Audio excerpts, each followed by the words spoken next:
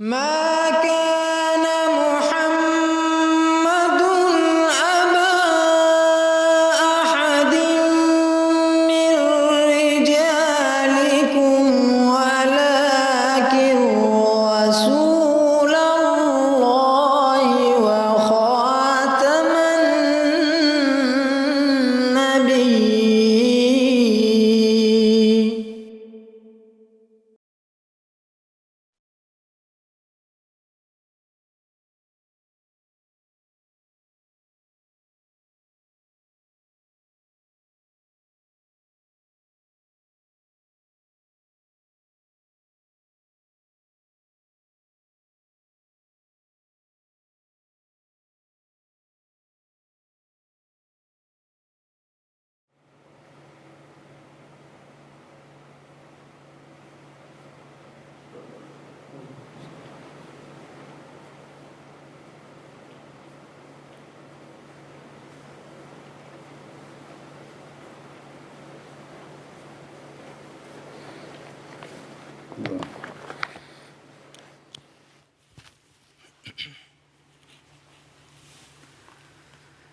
الله أكبر الله أكبر الله أكبر الله أكبر. أشهد أن لا إله إلا الله.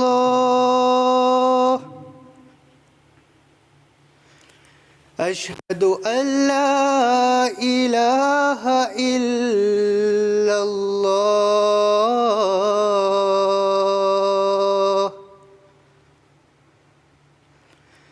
أشهد أن محمدًا رسول الله. أشهد أن محمدًا رسول الله.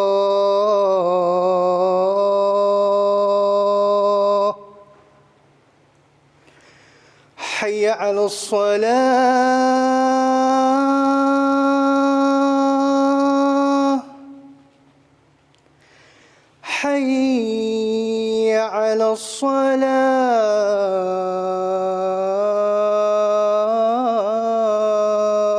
الصلاة.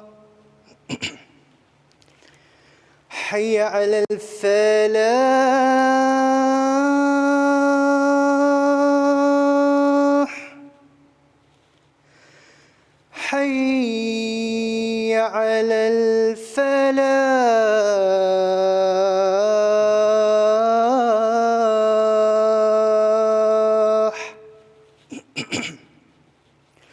الله أكبر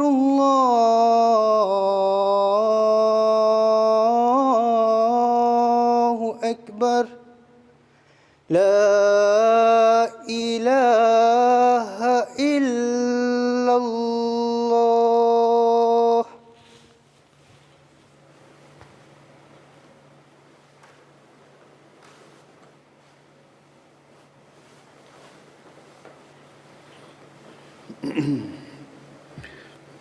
السلام عليكم ورحمة الله.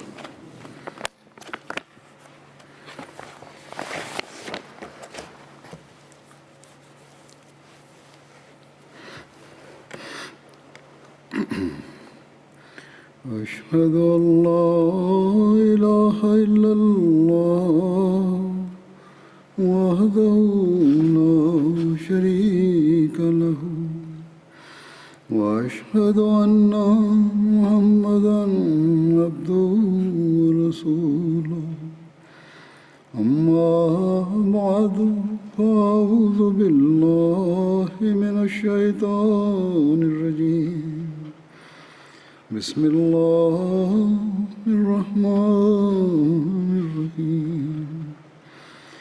الحمد لله رب العالمين الرحمن الرحيم مالك يوم الدين إياك نعبد وإياك نستعين اهدنا الصراط المستقيم صراط الذين أنعمت عليهم غير المغضوب عليهم ولا الضالين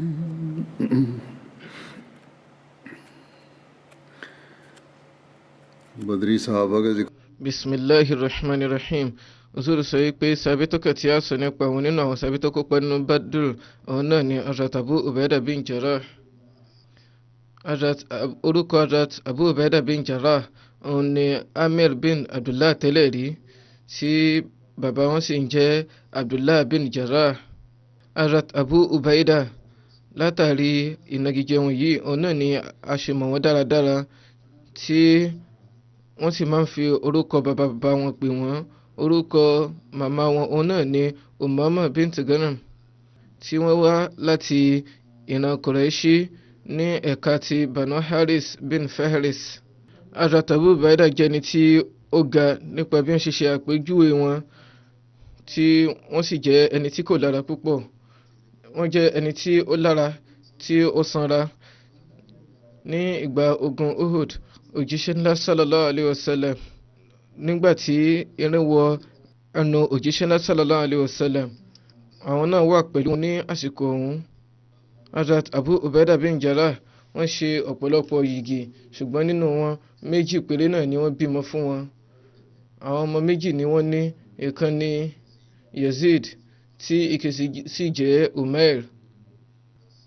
Hazrat Abu Ubaidah wà nínú àwọn sàbí mẹ́wẹ̀ẹ̀wá ọ̀hún tí òjíṣẹ́ ńlá sallallahu alayhi wa sallam tí wọ́n fún ní ìró ìdùnnú àti wọ àlùjánnà nígbà ìgbésí ayé wọn. Àwọn tí a mọ̀ sí Ashara Mubashira, wọ́n máa ń ka Hazrat Abu Ubaidah mọ́ àwọn tí wọ́n ní àpọ́nlé, iyì àti ìwà ọmọlúwàbí tó pegedé nínú ìran Quraishi. Hazrat Abu Ubaidah wọ inú Islam látàrí ìpolongo Hazrat Abubakar. Ní àsìkò ọ̀hún, àwọn mùsùlùmí wọn ò tí ì wọ inú Darul Arqam. Ṣáájú kí wọ́n tó wọnú rẹ̀ òun ni ọ̀rọ̀ yìí wáyé. Bí Hazrat Abu Ubaidah bin Jarrah bí wọ́n ṣe wọ inú Islam, àwọn ni wọ́n jẹ́ ẹni kẹsàn-án tí wọ́n wọ inú Islam. Hazrat Anas radiyallahu ta'ala anhu wọ́n ní àlàyé wípé òjíṣẹ́ ńlá sallallahu alayhi wa sallam sọ wípé inú gbogbo àlùmọ̀ òun náà ni Amin máa wà, ìyẹn ẹni tó ṣe fọkàn tán. Abu Ubaidah bin Jarrah sì ni Amin ní inú àlùmọ̀ mi. Ní ìbámu pẹ̀lú ẹgbàá Sahih Bukhari, àwọn ènìyàn Najran àti ti Sahih Muslim bákan náà, wọ́n sọ nínú Muslim wọ́n ní àwọn èèyàn láti ilẹ̀ Yemen ni tí wọ́n wá sí iwájú òjíṣẹ́ ńlá sallallahu alayhi wa sallam tí wọ́n sì tọrọ wípé ẹ jọ̀wọ́ ẹ fún wa ní ẹnìkan tí yóò máa kọ́ wa ní ẹ̀sìn. Nínú ẹgbàá mìíràn wọ́n sọ wípé ẹ jọ̀ọ́ ẹ fún wa ní ẹnìkan tí yóò ṣe fọkàn tán. Lára bẹ́ẹ̀ òjíṣẹ́ ńlá sallallahu alayhi wa sallam sọ wípé dájúdájú máa fi ẹni tí ó ṣe fọkàn tán ọ̀hún ránṣẹ́ pẹ̀lú yín tí yóò jẹ́ pé ó ní ìṣẹ̀tọ́ lórí èyí. Lára bẹ́ẹ̀ òjíṣẹ́ ńlá sallallahu alayhi wa sallam wọ́n gbá ọwọ́ Hazrat Abu Ubaidah bin Jarrah mú, wọ́n sì sọ wípé hadha aminu hadhihi al-umma, èyí ni Amin, ìyẹn ẹni tó ṣe fọkàn tán nínú àlùmọ̀ yìí. Hazrat Abu Hurairah wọ́n ṣe àlàyé wípé òjíṣẹ́ ńlá sallallahu alayhi wa sallam wípé Hazrat Abubakar, Umar, Hazrat Abu Ubaidah bin Jarrah, Usaid bin Uzair, Sabit bin Qais bin Shammas, Muaz bin Jabal àti Muaz bin Amr bin Jamu wọ́n máa jẹ́ ní rírí o. Òjíṣẹ́ ńlá sallallahu alayhi wa sallam ń gbé oríyìn fún wọn dáradára. Ní ààyè kan nínú ìjókòó kan nínú ìpàgọ́ kan tí Hazrat Abu Hurairah tí wọ́n ṣe àlàyé nípa rẹ̀, wọ́n ní ààyè kan wọ́n bi Hazrat Aisha wípé bí òjíṣẹ́ ńlá sallallahu alayhi wa sallam bí wọ́n bá fẹ́ fi ẹnìkan ṣe àrólé lẹ́yìn wọn, ta ni wọn yóò mú. Lára bẹ́ẹ̀ Hazrat Aisha sọ wípé Hazrat Abubakar. Àwọn ènìyàn béèrè wípé yàtọ̀ sí Hazrat Abubakar tẹ́tún ni wọ́n dáhùn wípé Hazrat Aisha ní Hazrat Umar. Àwọn ènìyàn béèrè wípé lẹ́yìn Hazrat Umar ta tún ni. Hazrat Aisha dáhùn wípé Hazrat Abu Ubaidah bin Jarrah ni. Èyí ni ẹgbàá tó wà nínú Sahih Muslim. Nínú ẹgbàá mìíràn ó lọ báyìí wípé Hazrat Abdullah bin Shaqiq oní ó bi Hazrat Aisha pé nínú àwọn sàhábé òjíṣẹ́ ńlá sallallahu alayhi wa sallam ta ni wọ́n nífẹ̀ẹ́ sí jùlọ. Hazrat Aisha dáhùn wípé Hazrat Abubakar. Wọ́n dáhùn wípé wọ́n béèrè wípé lẹ́yìn Hazrat Abubakar ta tó ni. Hazrat Aisha sọ wípé Hazrat Umar. Wọ́n béèrè wípé lẹ́yìn Hazrat Umar ta ni. Hazrat Aisha dáhùn wípé Hazrat Abu Ubaidah bin Jarrah. Lẹ́yìn náà ó béèrè wípé lẹ́yìn wọn ta ni. Ẹni tí tó gba ẹgbàá yìí wá ó ní Hazrat Aisha dákẹ́ lẹ́yìn ìgbà náà. Nínú sírátù khatamun nabiyyin Hazrat Mirza Bashir Ahmad sahib wọ́n ṣe àlàyé báyìí pé ní ìwòye Hazrat Aisha Abu Ubaidah wọ́n jẹ́ ẹni tí wọ́n ní ipò ńlá débi wípé wọ́n a máa sọ wípé bí Hazrat Umar bí wọ́n bá papòdà nígbà tí Abu Ubaidah bá ń bẹ láyé àwọn ni wọn yóò jẹ́ khalifa. Nínú ẹgbàá mìíràn ó wà pé nígbà tí Hazrat Umar tí wọ́n fẹ́ papòdà tí wọ́n sọ wípé ìbáṣe pé Hazrat Abu Ubaidah ń bẹ ní ayé ní àsìkò yìí ni àwọn ni ìbáyàn gẹ́gẹ́ bí khalifa. Tí Ọlọ́run mi bá sì bí mi nípa rẹ̀ yìí wípé èṣe tí mo mú orúkọ wọn máa dáhùn wípé mo gbọ́ tí òjíṣẹ́ rẹ̀ sallallahu alaihi wasallam tí wọ́n sọ wípé Abu Ubaidah àwọn ni ẹni ìfọkàntán nínú àlùmọ̀ yìí, àwọn ni àmín àlùmọ̀ yìí, torí ẹ̀ ni mo ṣe ń fi wọ́n ṣe khalifa. Nígbàtí Hazrat Abu Ubaidah tí wọ́n ní ìgbàgbọ́ bàbá wọ́n fi ara ní wọ́n lọ́pọ̀lọpọ̀. Wọ́n wà nínú àwọn tí wọ́n ṣe ìrìn àjò lọ sí ilẹ̀ Abyssinia. Hazrat Abu Ubaidah wọ́n ṣe ìrìn àjò wá sí Medina tí inú òjíṣẹ́ ńlá sallallahu alaihi wasallam sì dùn, ojú wọn kún fáyọ̀ nígbà tí wọ́n dé. Lẹ́yìn náà wọ́n bọ́ síwájú wọ́n sì dì mọ́ wọn. Wọ́n sì gbé ilé Hazrat Kulthum bin Hidam, kìí ṣe Umul Kulthum o. Hazrat Kulthum bin Hidam ọ̀nì ilé ẹni tí wọ́n gbé, ọ̀n lónìí ilé tí wọ́n gbé. Nípa ìṣe ìjọmọ̀ ya Hazrat Abu Ubaidah oríṣiríṣi ẹgbàá ni ó wà. Àwọn kan sọ wípé òjíṣẹ́ ńlá sallallahu alaihi wasallam ṣe ìjọmọ̀ ya Hazrat Abu Ubaidah pẹ̀lú Hazrat Abu Huzaifa pẹ̀lú ẹrú kan tí Hazrat Abu Huzaifa dá sílẹ̀ ẹni tí í ṣe Hazrat Salim. Àwọn kan sọ wípé òjíṣẹ́ ńlá sallallahu alaihi wasallam wọ́n ṣe ìjọmọ̀ ya wọn pẹ̀lú Hazrat Muhammad bin Maslama. Àwọn kan sì sọ wípé wọ́n ṣe ìjọmọ̀ ya wọn pẹ̀lú Hazrat Saad bin Muaz. Hazrat Abu Ubaidah bin Jarrah wọ́n kópa nínú ogun Badr, Uhud àti àwọn ogun yòókù lápapọ̀ pẹ̀lú òjíṣẹ́ ńlá sallallahu alaihi wasallam. Nínú ogun Badr, Hazrat Abu Ubaidah bin Jarrah wọ́n jẹ́ ọmọ ọdún 41. Ní ọjọ́ ogun Badr, Hazrat Abu Ubaidah bin Jarrah wọ́n wá sí ọ̀dọ̀ àwọn mùsùlùmí lójú ogun tí bàbá wọn Abdullah sì wà nínú àwọn kèfèrí lójú ogun ọ̀hún. Ọmọ àti bàbá kojú ara wọn ò fẹ́ ṣe ikú pa ọmọ wọn ní inú ojú ogun ọ̀hún, ṣùgbọ́n Hazrat Abu Ubaidah wọ́n tẹ̀síwájú láti máa sá fún wọn, ṣùgbọ́n bàbá wọn sì ń tẹ̀síwájú láti máa tọpa wọn. Bàbá wọn ń ṣe ìgbìyànjú wípé kí ọ̀nà kan àbí mìíràn wà tí àwọn yóò fi ṣe ikú pa wọn.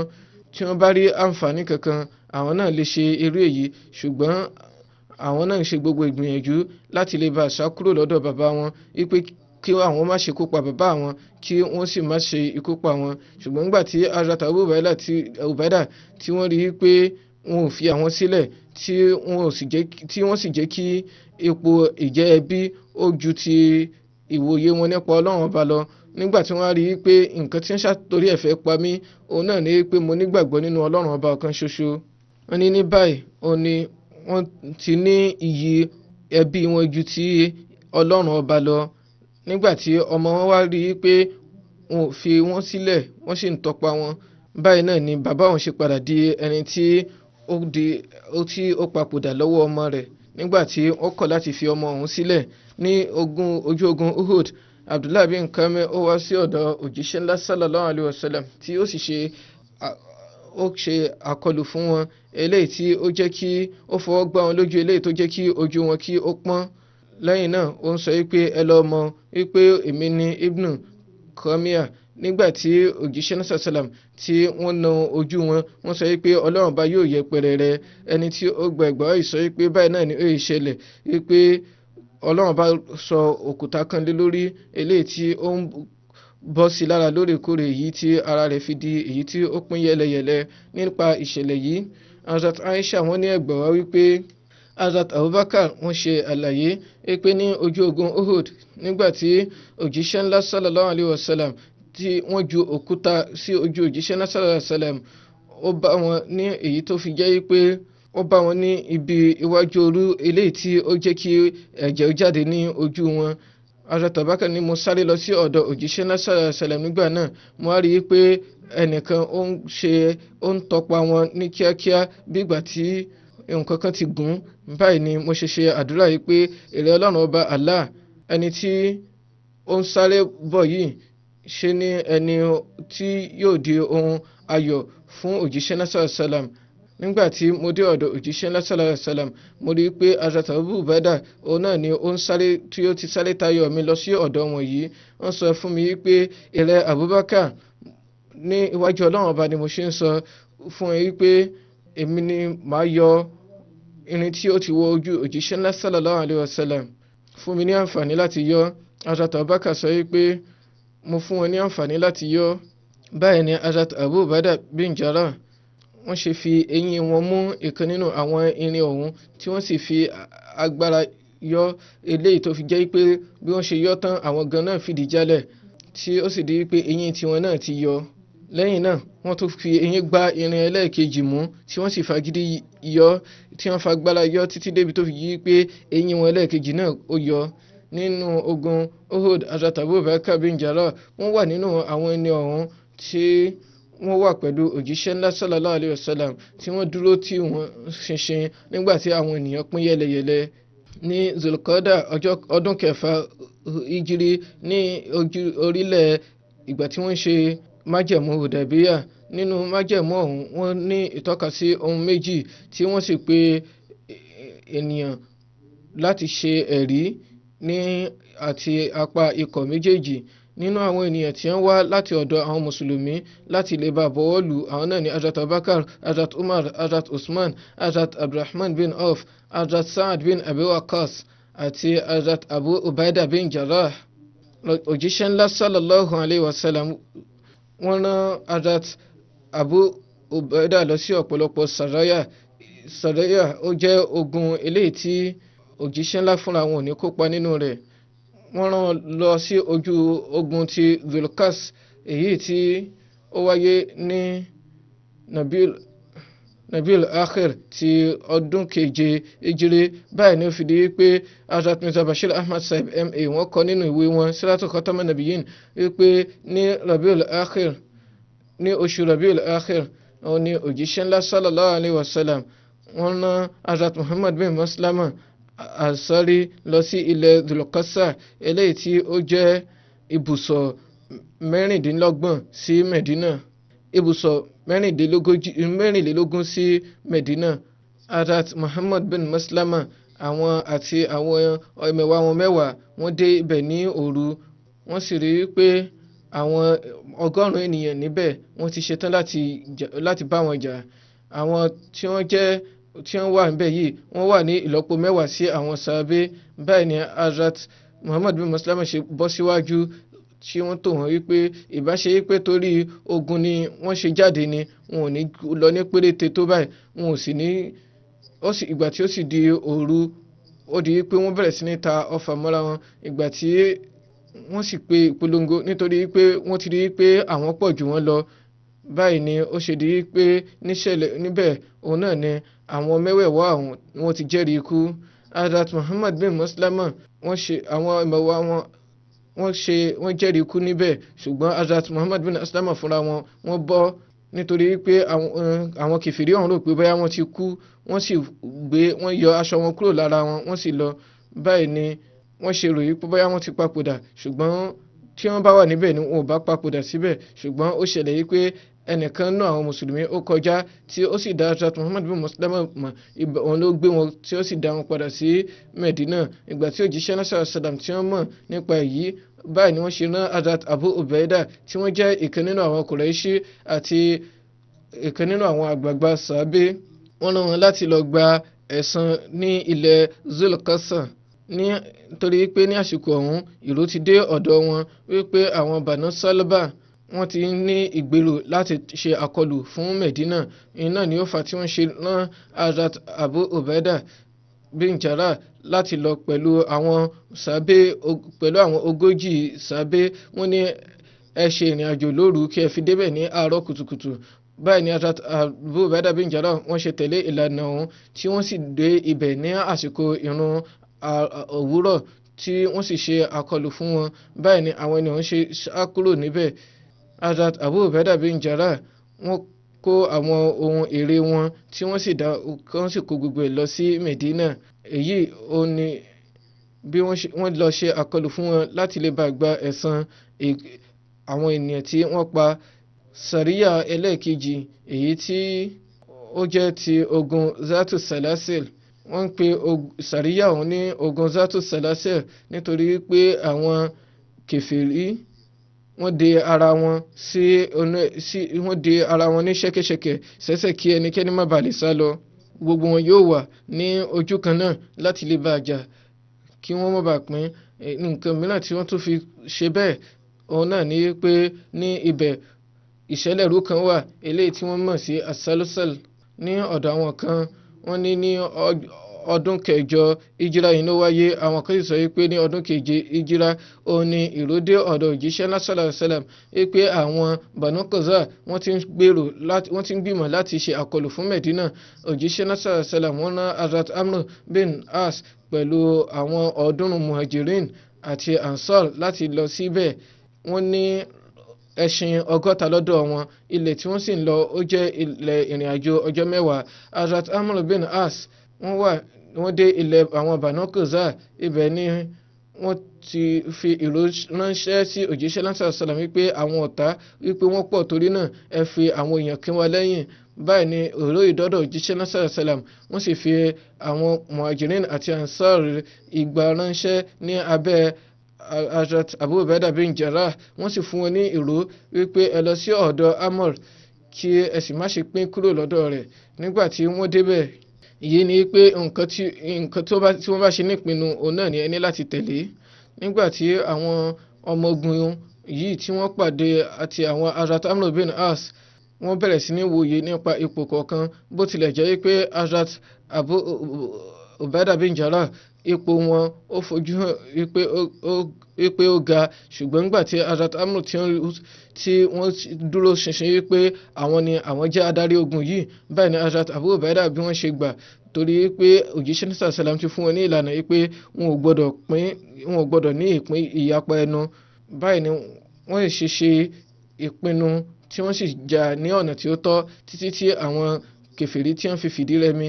Nígbà tí wọ́n ṣe àṣeyọrí tí wọ́n darí sí Medina ní òjíṣẹ́ sallallahu alaihi wasallam wọ́n gbọ́ nípa bí Hazrat Abu Ubaida bin Jarrah bí wọ́n ṣe ní ìtẹríba. Báyìí ni wọ́n sọ pé rahimahullahu Aba Ubaida pé kí Ọlọ́run ọba kí ó ṣe àánú fún Abu Ubaida tí wọ́n fi ìpele ìtẹríba yìí lélẹ̀.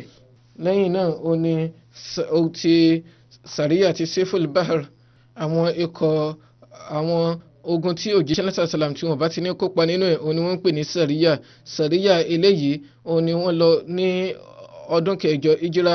Ibẹ̀ ni àwọn Banu Umayna ibẹ̀ ni wọ́n tẹ̀dó sí. Wọ́n tún máa ń pe eléyìí náà ní Jeshul Khabash ìyẹn ogun ọ̀hún. In tí wọ́n ṣe ń pè bẹ́ẹ̀ òun náà ni wípé nítorí wípé àwọn sàábé wọn ò rí oúnjẹ látara bẹ́ẹ̀ wọ́n bẹ̀rẹ̀ sí ní jẹ ewé eléyìí tí wọ́n ń pè ní khabat. Ó jẹ́ orúkọ ewé kan ní agbègbè ọ̀hún. Nínú Sahih Bukhari àlàyé náà wà báyìí wípé Hazrat Jabir àwọn ni wọ́n ní ẹgbà wá wípé òjíṣẹ́ ńlá sallallahu alaihi wasallam wọ́n rán wa tí a sì jẹ́ 100 ènìyàn lórí ẹṣin. Hazrat Abu Ubaida bin Jarrah àwọn ni wọ́n jẹ́ adarí wa gẹ́gẹ́ bí wọ́n rán wọn lọ láti lọ wo ibẹ̀ kìí ṣe pẹ̀lú àfojúsùn ogun. Nígbà tí wọ́n sì dé ojú ọ̀nà ebi bẹ̀rẹ̀ sí ní pa wọ́n títí débi tó fi di pé àwọn bẹ̀rẹ̀ sí ní jẹ ewé. ní àwọn ibòmíràn nígbàtí àwọn sàríyà nígbà tí wọ́n bá rán àwọn ènìyàn lọ kò ní jẹ́ nítorí ogun ni wọ́n ṣe rán wọn lọ, nǹkan mìíràn ni wọ́n á torí ẹ̀ rán wọn lọ, ṣùgbọ́n nígbà tí ó bá padà ogun lè ṣeéṣe kí ó bẹ̀rẹ̀ ní ọ̀nà bẹ̀ ìní ọ̀fà tí wọ́n ṣe ń pe gbogbo ẹ̀ ní sàríyà. nígbà tí òjíṣẹ́ náà sàlám tí wọ́n bá ti kópa níbẹ̀ wọ́n ní in tó padà di ní pé à ń jẹ ewéko ni wọ́n ṣe ń pe ogun ọ̀hún ní jẹ́ ṣòlọ́kọ́bàt. níbẹ̀ òun náà tún ní ẹranko kan eléyìí tí wọ́n ń pè ní ambar, ó jáde láti inú òkun tí ó bọ́ sí orílẹ̀ nítorí pé kò sì lè gbé láìrí omi, ó padà di pé ó papòdà. wọ́n ṣàṣọ jẹ́ kó yé ní pé ẹja ńlá kan ni ẹja ọ̀hún tí ó sì jáde láti inú odò. báyìí ni òun ni a bẹ̀rẹ̀ sí ní a ṣe ní àǹfààní láti jẹ títí tí a ṣe rí oúnjẹ dáradára tí ara wa sì pegedé gẹ́gẹ́ bí ó ṣe wà tẹ́lẹ̀. Hazrat Abu Ubaida wọ́n mú ibìkan nínú báṣẹ ara rẹ̀, ẹni tí ó ga jùlọ ní ọ̀dọ̀ wọn sì ní àárín wọn òun náà ni ó mú Sufyan bin Umayran. àwọn náà ní ẹgbàá wípé àwọn ni àwọn ọmọ báṣẹ ọ̀hún. Hazrat Jabir náà tún sọ wípé nínú ogun ọ̀hún ẹnìkan wà tí ó ṣe wípé ó pa ẹran fún àwọn ènìyàn fún ọjọ́ mẹ́ta. báyìí ni Hazrat Abu Ubaida ṣe dá dúró tí Ahmad bin Binat wọ́n sọ wípé Abu Saleh Zakwan àwọn ni ó sọ fún wa wípé Qais bin Saad ó sọ fún bàbá àwọn wípé àwọn náà wà nínú ojú ogun ọ̀hún tí ebi sì bẹ̀rẹ̀ sí ní pa wọn. báyìí ni wọ́n sọ wípé Hazrat Abu Ubaida sọ wípé ẹ̀dùnbù ràkúnmí kan. lẹ́yìn náà àwọn lọ ìgbà tó yá ebi tún pa wọn.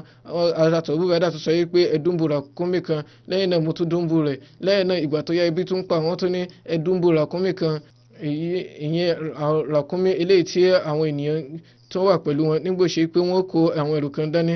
báyìí náà ló fi di pé àwọn ràkúnmí ọ̀hún náà ni wọ́n dùnbù tí wọ́n sì ń jẹ. lẹ́yìn náà ó kẹ́sọ̀ wípé ìgbà tó yá ebi tún pa wọ́n.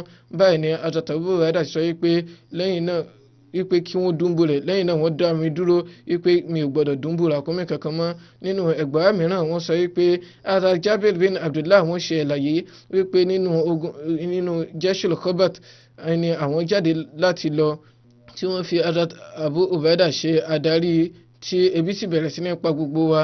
ní ìgbà tí a sì dé odò kan ó ní ẹja kan ó jáde tó ti kú, kìí ṣe láàyè ló jáde tí a ò sì tí ì rí irú ẹja ọ̀hún ó tóbi lọ́pọ̀lọpọ̀ gẹ́gẹ́ bí wọ́n ṣe àlàyé rẹ̀. ambar ni wọ́n ń pe ẹja ọ̀hún. báyìí ni a ṣe jẹ́ fún ìlàjì oṣù kan. báyìí ni Hazrat Abu Ubaida ṣe mú ìkan nínú àwọn eegun rẹ̀ tí Ibn Jurayj ọ̀hún sọ wípé Abu Zubair àwọn náà tún sọ fún mi wípé àwọn gbọ́ tí Hazrat Jabir tí wọ́n máa ń sọ wípé Hazrat Abu Ubaida wípé ẹja tí ó ti kú yìí kò sí ìṣòro kankan nínú kẹjẹ. nígbà tí adé Medina a sọ fún òjíṣẹ́ ńlá sallallahu alaihi wasallam wípé òkú ẹja kan jáde tí a sì ní láti jẹ nítorí pé a wà nínú ebi. òjíṣẹ́ ńlá sallallahu alaihi wasallam dáhùn wípé ìpèsè tí Ọlọ́run bá ti gbé jáde ẹni láti jẹ. Ọlọ́run bá ti rí epo yín ni ó ṣe gbé eléyìí jáde fún yín, kò sí ìṣòro nínú rẹ̀. tí ó bá ṣiṣẹ́ kù díẹ̀ ẹ fún àwa náà. báyìí ni èmi náà mú díẹ̀ sọ́dọ̀ mi lásìkò ọ̀hún. báyìí ni mo ṣe fún wọn ní ìpín kan tí òjíṣẹ́ náà sallallahu náà sì jẹ níbẹ̀. ìyẹn nígbà tí wọ́n darí àwọn náà wọ́n mú díẹ̀ nínú ẹja ọ̀hún dání eléyìí tí òjíṣẹ́ náà sallallahu náà ní àǹfààní láti jẹ. Hazrat Zainul Abidin Waliullah Shah Sahib wọ́n ṣe àlàyé nípa ìrìn àjò yìí nínú àlàyé Sahih Bukhari wọn wípé nípa ti ogun tí wọ́n mọ̀ sí Khobat yìí wípé ogun eléyìí tí wọ́n ní ìtọ́ka sí yìí ó wà nínú àwọn ogun ọ̀hún eléyìí tí ó ṣe wípé kò sí ìwòye kankan láti lọ jà ní ibẹ̀ bí ó ṣe wípé àwọn ènìyàn tí wọ́n kópa níbẹ̀ wọ́n rán wọn láti lọ ṣe kátàkárà ni. ní eléyìí wà ní ìbámu pẹ̀lú nǹkan tí Ibn Sa'd sọ wípé àwọn ènìyàn 300 ni wọ́n rán lọ nígbà náà. Hazrat Abu Ubaida bin Jarrah àwọn sì ni wọ́n jẹ́ adarí wọn tí wọ́n sì mọ̀ sí Ghazwa Siful Bar. àwọn ènìyàn wọ́n lọ sí ojú ọ̀nà Kairouan. èyí ni ó fà bí àwọn ikọ̀ tí wọ́n lọ ní àsìkò ọ̀hún wọ́n dé ilẹ̀ Bahira. èyí nítorí ó wà nítòsí òkun ni wọ́n ṣe ń pè ní Ghazwa Siful Bahr. nǹkan tó fa ọ̀nà ni wípé wọ́n ṣe ètò ohun kan tí yóò máa ṣe ìdáàbòbò wọn níbẹ̀ tí wọ́n wòye pé ta ni yóò ṣe ìdáàbòbò yìí. Ìtumọ̀ nínú ti Ibn Sa'd àwọn náà dárúkọ ogun yìí tí wọ́n sọ pé ìtumọ̀ khabat òun náà ni ewéko kan nígbà tí ó ń jẹ tán lọ́dọ̀ wọn òun náà ni wọ́n bẹ̀rẹ̀ sí ní jẹ ewéko yìí. Wọ́n sọ pé ọdún kẹjọ ìjírí òun náà ni ìṣẹ̀lẹ̀ yìí wáyé tí ó sì jẹ́ àsìkò usula Hudaybiyah. Òjíṣẹ́ náà sàlám wọ́n ní ìwòye báyìí ni pẹ̀lú ìwòye wọn ni wọ́n ṣe rán àwọn ènìyàn lọ sí lọ fún ìrìn àjò Saiful Bahri yìí láti lè ṣe ètò ìdáàbòbò nítorí kí ó bá jẹ́ pé àwọn tí wọ́n máa wá tí wọ́n yóò máa jẹ́ ikọ̀ láti ilẹ̀ Syria kí ó má di pé báyà àwọn ìṣẹ̀lẹ̀ kankan yóò wáyé eléyìí tí yóò mú àwọn Qurayshi ní àwáwí láti lè bẹ̀rẹ̀ ogun mìíràn, torí pé ó ṣeéṣe kí àwọn ará Syria kí wọ́n gbé àwọn ìgbésẹ̀ kan tí àwọn Qurayshi tí wọ́n yóò wá àwáwí rẹ̀ yìí pé àwọn mùsùlùmí ni wọ́n ṣe àkọlù fún àwọn. Nítorí náà wọ́n lọ láti lè ṣe ètò síbẹ̀ kí wọ́n lè bá dáàbò bo àwọn ẹni ọ̀hún. Nínú ẹgbàá wa mìíràn gẹ́gẹ́ bí Ibn Sa'd bí wọ́n ṣe sọ, wọ́n ní kìí ṣe pé wọ́n rán wọn láti lọ ja ogun bí ó ṣe pé wọ́n rán wọn láti lọ ṣe ìdáàbòbò ni pé kí wọ́n dáàbòbò ohun ìní àwọn ọ̀tá kí wọ́n má bàa ní àkọlù, kó má bàa di pé àwọn Qurayshi wọn yóò ní àwáwí kankan láti lè jàǹbá àdéhùn. Ṣùgbọ́n gẹ́gẹ́ bí Ọlọ́run ti ṣe ètò, àwọn Qurayshi ọ̀hún padà jàǹbá àdéhùn tí ó sì padà di nǹkan tí ó mú ìborí Mẹ́kà wá. Hazrat Abu Hurairah wọ́n ní àlàyé pé ní ojú ogun ní ìgbà ìborí Mẹ́kà òjíṣẹ́ náà sálàm wọ́n jáde wá tí wọ́n fi wọ Mẹ́kà. Hazrat Abu Ubaidah wọ́n wà ní apá kan àwọn ọmọ ogun tí Khalid bin Walid náà sì ń darí apá kejì. Hazrat Abu Ubaidah wọ́n jẹ́ adarí àwọn tí wọ́n fẹsẹ̀ rìn. Òjíṣẹ́ ńlá sallallahu alayhi wa sallam wọ́n ṣe májẹ̀mú pẹ̀lú àwọn ará Bahrain lórí pé wọn yóò ní ìrẹ́pọ̀. Báyìí ni òjíṣẹ́ náà sallam ṣe rán Hazrat Abu Ubaidah láti lọ gba jizya wọn. Nígbà tí wọ́n gba jizya tí wọ́n sì dé, tí àwọn ènìyàn sì mọ̀ pé wọ́n ti darí ní àsìkò ìrun fajr, gbogbo ènìyàn náà ni wọ́n wá sí ẹ̀yìn òjíṣẹ́ náà sallam láti kírun. Nígbà tí òjíṣẹ́ ńlá kírun tán tí wọ́n wẹ̀yìn, wọ́n rí òjíṣẹ́ náà sallam rí gbogbo wọn, wọ́n sì rẹ́rìn músẹ́. Wọ́n yìí sọ pé ó jọ pé gbogbo yín ti mọ̀ yìí pé Abu Ubaidah ti mú nǹkan wá. Gbogbo wọn dáhùn pé bẹ́ẹ̀ ni ìrẹ òjíṣẹ́ Ọlọ́run ọba. Òjíṣẹ́ ńlá sallam dáhùn pé nítorí náà ẹ wà nípò ayọ̀ kí ẹ sì wà nípò ayọ̀ fún nǹkan tí ó dára jùlọ fún yín. Mi ò wà ní inú ìfòyà fún yín lórí pé ẹ ò ní ohun kan, wípé ẹ ò ní ohun ayé, ṣùgbọ́n nǹkan tí mo ní ìfòyà fún yín òun náà ni pé kó má di pé yòdìyòdì ayé òun náà ni yóò di nǹkan tí yóò jẹ́ kí ẹ di ẹni tí ó pàdánù, tí ẹ wà jìn sọ́fìn yòdìyòdì ayé eléyìí tí yóò ṣe yín di ní ẹni ìparun. Èyí ni nǹkan tí tó jẹ́ ìfòyà fún mi. Ipò ẹ wà nínú ibi ìfòyà péréte ni, ṣùgbọ́n nǹkan tí mo ní fòyà nínú rẹ̀ òun náà ni pé kí yòdìyòdì ayé kó má di nǹkan tí yóò jẹ́ kí ẹ jìn sọ́fìn. Èyí ni ìkìlọ̀ ńlá eléyìí tí ó yẹ kí gbogbo ènìyàn kí ó fi sí ojú owó sí ìwòye wọn. Ṣùgbọ́n ní àsìkò yìí nǹkan tí à ń rí òun náà ni pé ọ̀pọ̀lọpọ̀ mùsùlùmí nígbà tí wọ́n bá ti ní ohun ọ̀rọ̀ eléyìí tí ó jẹ́ pé àwọn adarí náà ń bẹ nínú wọn ní àsìkò yìí, yóò di pé wọ́n jìn sọ́fìn ojú kòkòrò ohun ayé. Ó ti di nǹkan tí ó ti gbogbo lọ́rùn wọn. Wọ́n máa pe orúkọ Ọlọ́run ọba lóòótọ́, ṣùgbọ́n nǹkan tí wọ́n ná ní jù òun náà ni ohun ayé. Torí náà gbogbo wa ó yẹ kí a bẹ̀rẹ̀ sí ní bójútó ara wa, kí ká yẹ ara wa wò lórí èyí ní ìbámu pẹ̀lú àsọtẹ́lẹ̀ òjíṣẹ́ náà sallam. Ọ̀rọ̀ yóò kó wa, ṣùgbọ́n kò gbọdọ̀ jẹ́ pé a pàdánù ẹ̀sìn wa nítorí ọ̀rọ̀.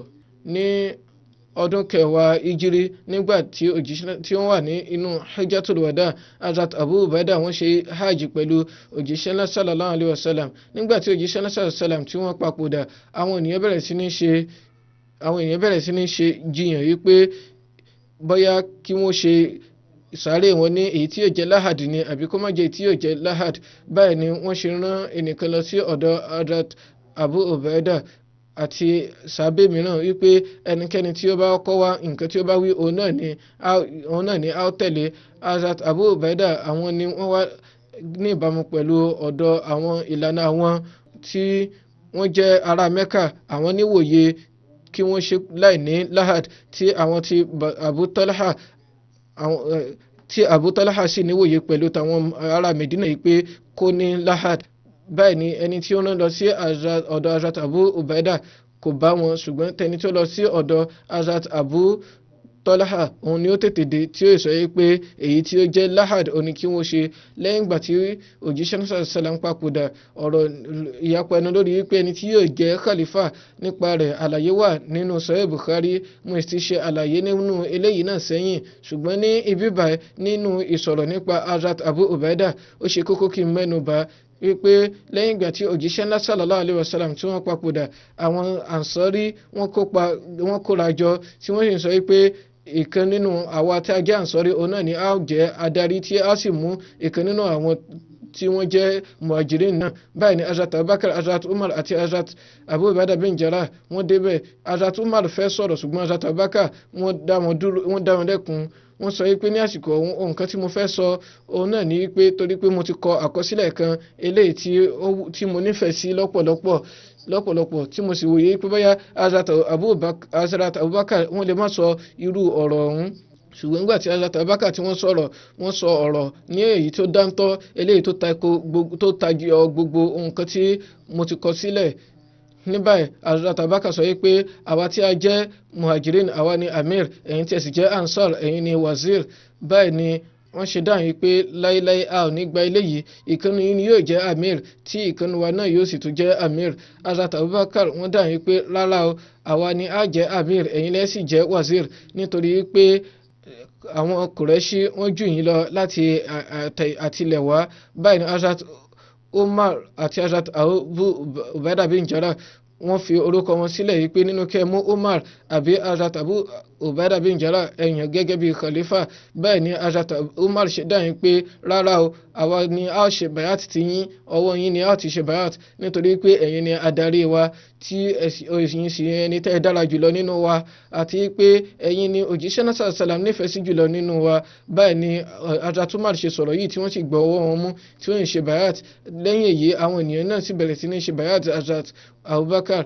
Ní ṣókí níwòye Hazrat Abubakar, Hazrat Abu Ubaida wọ́n wà ní ipò tó fi jẹ́ pé wọ́n mú wọn gẹ́gẹ́ bí wọ́n yàn wọ́n fi orúkọ wọn sílẹ̀ láti jẹ́ khalifa. Èyí ni nǹkan tí a tó ti sọ nípa Hazrat Umar náà, wípé Hazrat Umar sọ wípé ìbáṣe pé Hazrat Abu Ubaida ń bẹ láyé ní àsìkò yìí ni mi ò bá mú àwọn ní orúkọ wọn ni mi ì bá mú láti jẹ́ khalifa, nítorí pé àwọn ni wọ́n jẹ́ ní ìbámu pẹ̀lú ọ̀rọ̀ òjíṣẹ́ náà sàlám, àwọn ni amin aliumọ̀ òjíṣẹ́ náà sallallahu alaihi wasallam. Nípa ti khilafat, nígbà tí àríyànjiyàn wáyé lórí ọ̀rọ̀ khilafa, Hazrat Abu Ubaida wọ́n sọ fún àwọn Ansari wípé ẹ̀yin Ansari o, ẹ̀yin ni ẹni ọ̀hún tí ó ṣe wípé ẹ̀yin ni ẹ kọ́ ṣe àránṣe kó máa di wípé ẹ̀yin náà ni a ó tún kọ́kọ́ di ẹni tí yóò mú ìyapa ẹnu wá.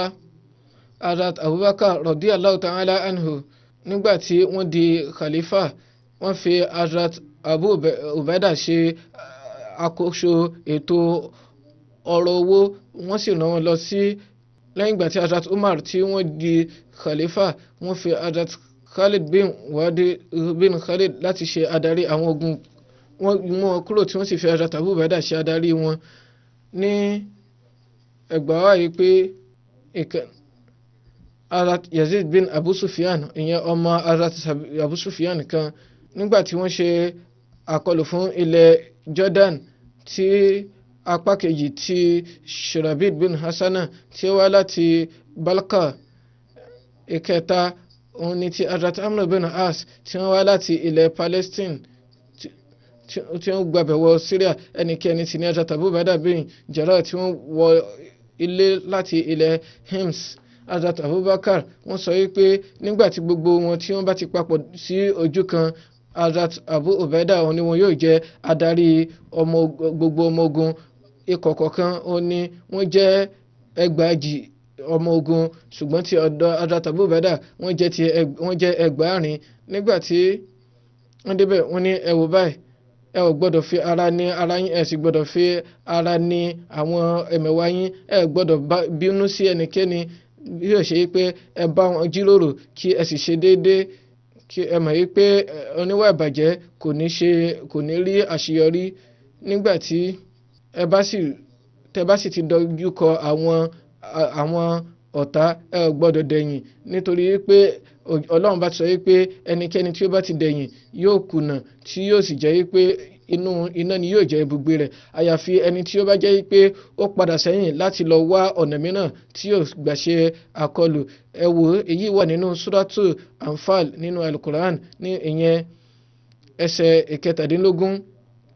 Wọ́n ní ẹ rí nígbà tí ẹ bá ti borí àwọn kèfèrí ẹ ò gbọ́dọ̀ ṣe àkọlù fún arúgbó obìnrin àbí ọmọdé ẹ ò gbọ́dọ̀ fọwọ́ kan ilé ìjọsìn ẹ ò gbọ́dọ̀ jàǹbá májẹ̀mú ẹ ò sì gbọ́dọ̀ wó igi. Hazrat Abu Ubaida ni wọ́n kọ́ borí ilẹ̀ Syria tí àwọn ènìyàn bẹ̀ sì gbà láti bẹ̀rẹ̀ sí ní san jizya. Lẹ́yìn náà wọ́n dé ilẹ̀ ti Rome tí wọ́n dé ilẹ̀ mìíràn eléyìí tí àwọn ará Róòmù wà níbẹ̀. Báyìí ni wọ́n ṣe tọrọ àránṣe. Báyìí ni Hazrat Abubakar ṣe rán Khalid bin Walid tí wọ́n wà ní ilẹ̀ Iraq ní àsìkò ọ̀hún náà wípé kí wọ́n mú ìlàjì nínú àwọn ọmọ ogun wọn kí wọ́n fún wọn sí ẹ̀yìn Hazrat Musanna kí wọ́n lọ sí ọ̀dọ̀ Hazrat Abu Ubaida.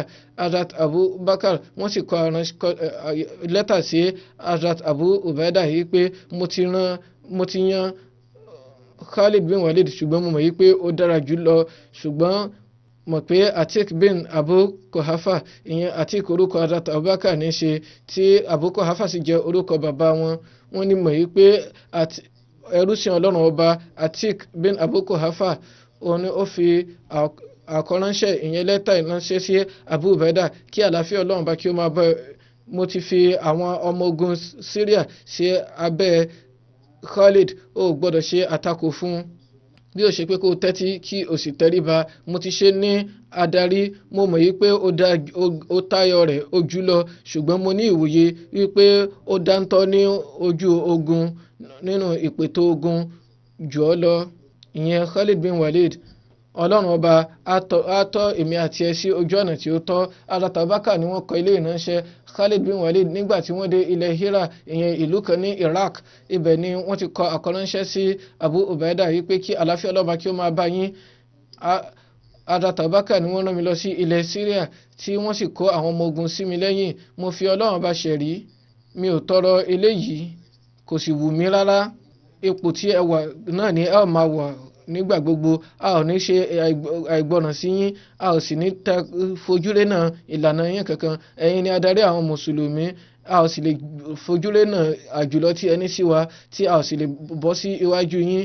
Èyí ni ẹ wo ipò tí àwọn mùmìnì méjèèjì yìí wà ní apá méjèèjì. Òun náà ni wọ́n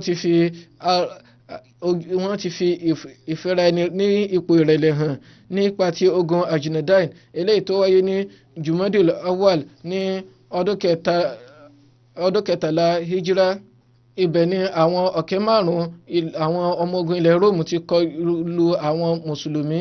Wọ́n ní ibẹ̀ ni Kaisar Rome ìyẹn ọba Rome ti ṣe Heracl ọmọ ìyá rẹ̀ Theodore ibẹ̀ ni ó wà ní àsìkò ọ̀hún tí ó jẹ́ pé ibẹ̀ ni àwọn mùsùlùmí ti ní àǹfààní láti pàdé wọn tí wọ́n sì ṣe tí ó ń borí wọn.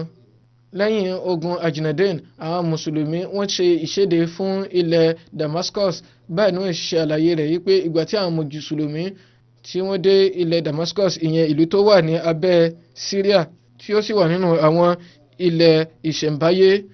Báyìí ní Muharram ọdún kẹrìnlá hijira ni ó wà tí wọ́n ṣe ìṣèdè yìí fún oṣù mẹ́fà.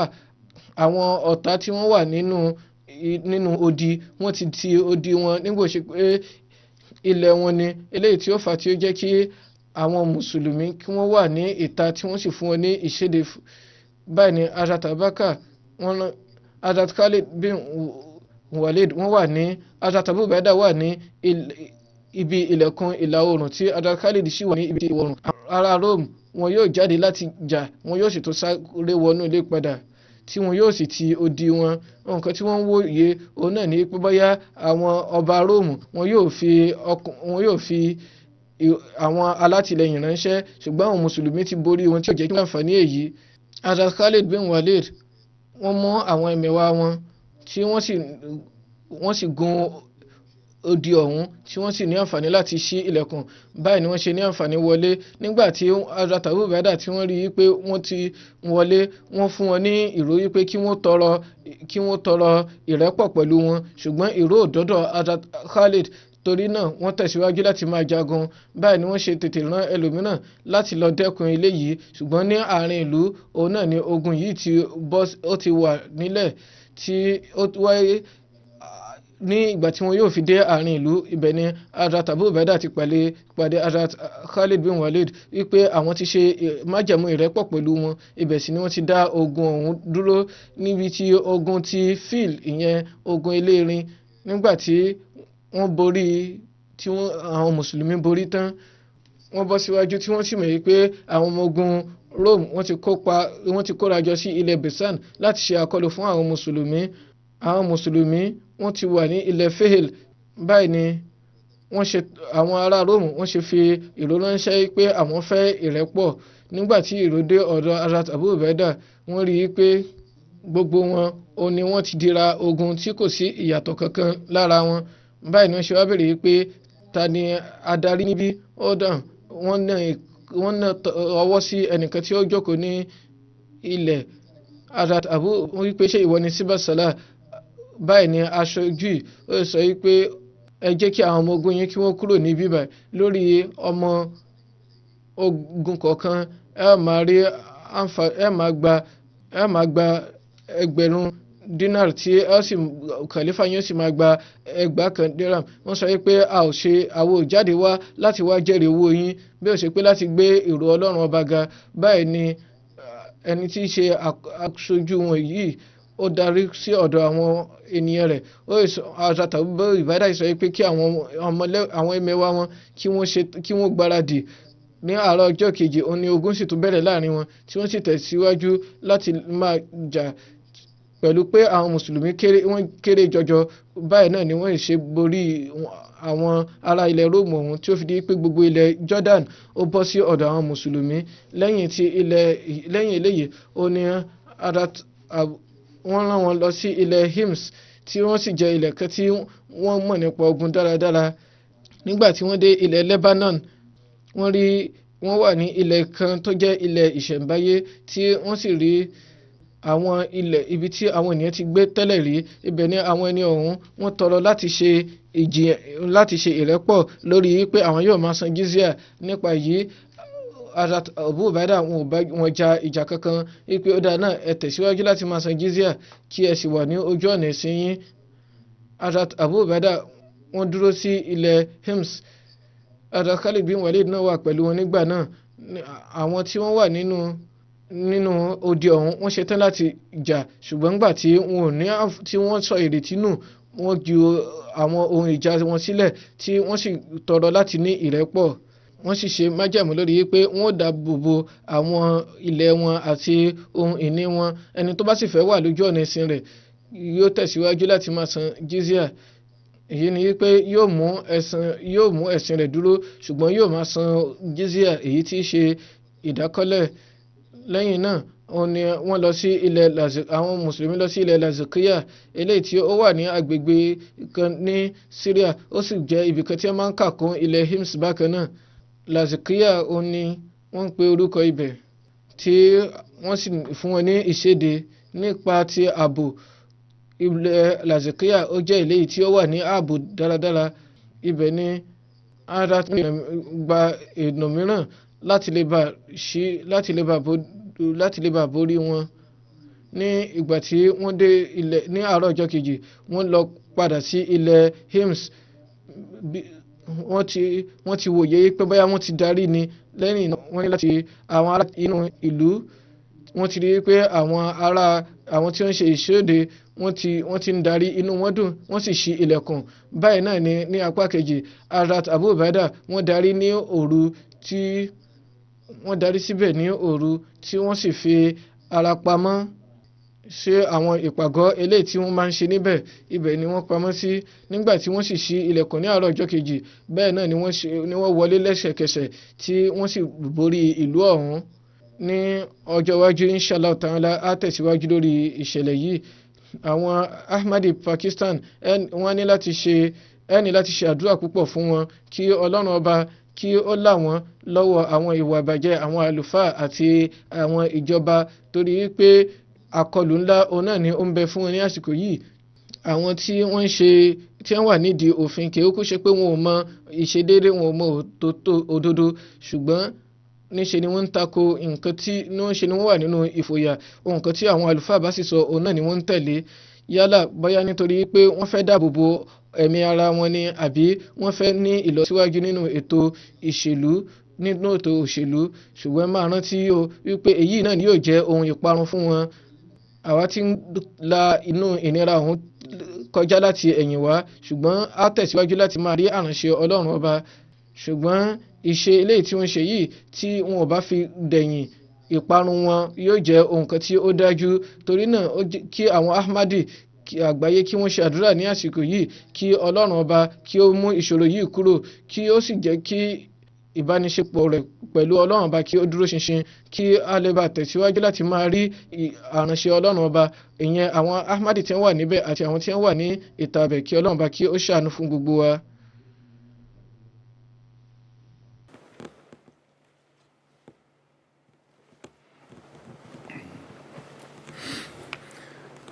الحمد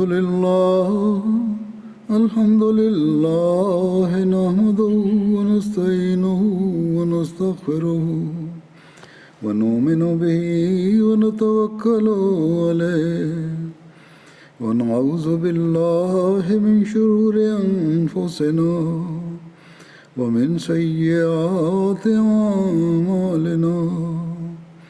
من يهده الله فلا مضل له ومن يضلل فلا هادي له. ونشهد أن لا إله إلا الله ونشهد أن محمدا عبده ورسوله.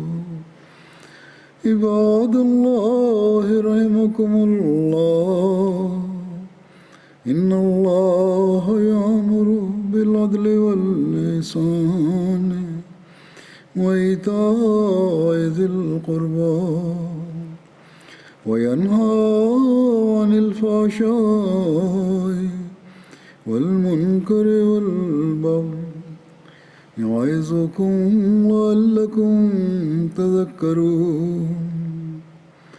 اذكروا الله يذكركم وادعوه يستجب لكم ولذكر الله أكبر.